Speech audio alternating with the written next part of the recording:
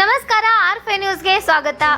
ಬೋರ್ಗೆರೆದು ಧುಮುಕುತ್ತಿರುವ ಕಲ್ಯಾಣ ಕರ್ನಾಟಕದ ಕೊಪ್ಪಳ ಜಿಲ್ಲೆಯ ಕುಷ್ಟಗಿ ತಾಲೂಕಿನ ಕಬ್ಬರಿಗೆಯ ಕಪಿಲ ತೀರ್ಥ ಜಲಪಾತ ವೈಭೋಗ.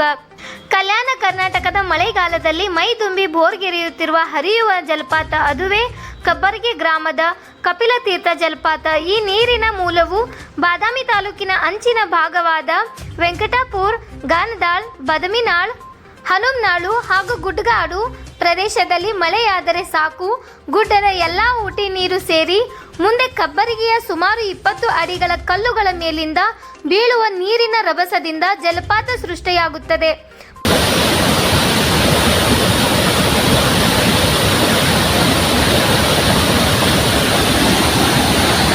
ಮಳೆಗಾಲದಲ್ಲಿ ಈ ಜಲಪಾತ ವೀಕ್ಷಿಸಲು ತಂಡೋಪತಂಡವಾಗಿ ಬರುತ್ತಾರೆ. ಈ ಜಲಪಾತವನ್ನು ನೋಡಲು ಕುಷ್ಟಗಿಯಿಂದ ಸಾರಿಗೆ ವ್ಯವಸ್ಥೆ ಇದೆ ಮತ್ತು ಸ್ವಂತ ವಾಹನಗಳ ಮೂಲಕ ಬಂದರೆ ಇನ್ನೂ ಒಳ್ಳೆಯದು.